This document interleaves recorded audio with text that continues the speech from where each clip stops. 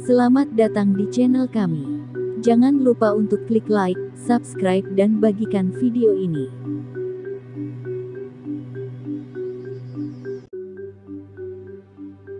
Pada masa lalu, sungai seramai lalu lintas di darat. Masyarakat terkadang lebih memilih menyeberang sungai dibanding memutar lewat jalan darat. Distribusi barang dagangan juga sering dilakukan melalui sungai. Informasi sarana transportasi di air maupun darat untuk pengangkutan barang dagangan pada masa Hindu-Buddha bisa diperoleh dari prasasti, naskah, dan relief dinding candi.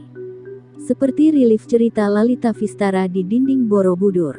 Dalam relief itu digambarkan kereta kuda beroda 4 yang mengangkut kalangan bangsawan. Relief itu juga cukup banyak menggambarkan angkutan air. Di antaranya kapal dagang besar dengan layar dan bercadik ganda, perahu tanpa cadik dengan penutup di atasnya yang kemungkinan untuk menyeberangi sungai, dan perahu dengan dayung dan layar tanpa cadik. Angkutan darat paling tidak ada 3 jenis kendaraan angkutan darat.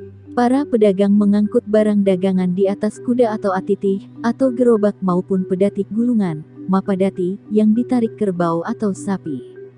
Untuk mengangkut orang khususnya bangsawan digunakan tandu dan kereta kuda. Namun, tidak semua orang bisa mengendarai kereta kuda terutama di halaman keraton. Pada masa Majapahit, hak istimewa itu diberikan kepada pejabat tinggi kerajaan, seperti Apati Amangkubumi dan Empu Diaksa. Nagara Kertagama menggambarkan dengan cukup spesifik penggunaan kereta yang bermacam-macam. Misalnya, kereta dan pedati yang digunakan Mahapati Gajah Mada ketika melakukan lawatan bersama rombongan Raja Hayam Wuruk. Kereta yang berjumlah 400 itu punya lambang tumbuhan pulutan pada sisinya. Sementara kereta milik Ratu Pajang bergambar matahari yang gemerlapan. Kereta Ratu Lasem berlukiskan banteng putih. Ratu Daha memiliki kereta bertanda bunga daha di atas latar keemasan.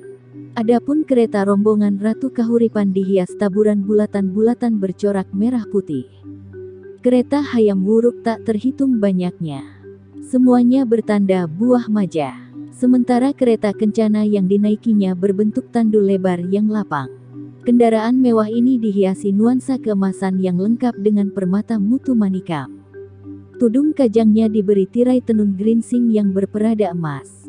Dalam berbagai sumber, sejumlah istilah digunakan untuk menyebut jenis kendaraan itu adalah syandana, padati, rata, dan sakata. Sayangnya, sumber sejarah tidak memberikan keterangan yang cukup untuk mengetahui perbedaannya. Angkutan air jaringan lalu lintas air pun disebut dalam beberapa prasasti, di antaranya Prasasti Panambangan dari 903 Masehi dan Ferry Charter dari 1358 Masehi. Prasasti pertama berkaitan dengan kendaraan air di Bengawan Solo. Sedangkan prasasti kedua dengan Bengawan Solo dan Sungai Brantas. Prasasti Kamlakian dari 1037 Masehi juga menyebut orang-orang yang berlayar menuju hulu. Beberapa prasasti menyebutkan sejumlah istilah untuk kendaraan itu, parahu dan masunghara. Prasasti di Manasrama dari masa Empu Sindok menyebut jenis-jenis perahu yang khusus untuk mengangkut hasil kebun, seperti parahu Pakbowan yang memiliki 4 gandung, yaitu rakit dari bambu yang dipasang di kiri kanan perahu supaya tidak oleng atau untuk menambah muatan. Disebutkan juga istilah-istilah yang tidak diketahui maksudnya tetapi berkaitan dengan jenis-jenis perahu.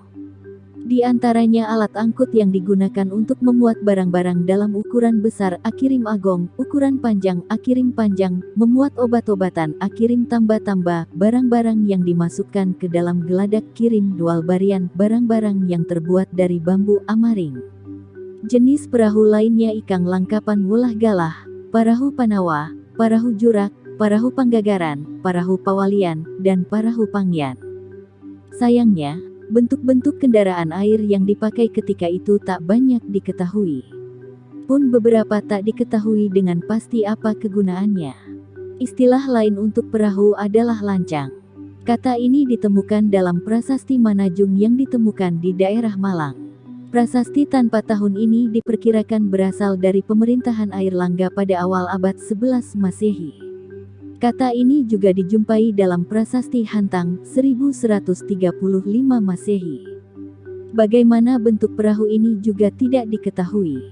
Namun, jika lancang ini sama dengan Lancara, yaitu angkutan laut yang oleh penjelajah Tome Pires dianggap sebagai kapal setempat yang ditemukan di Jawa dan Sunda pada awal abad ke-16, kendaraan ini tergolong ke dalam kapal dagang lintas laut. Kapasitas angkutnya bisa mencapai 150 ton.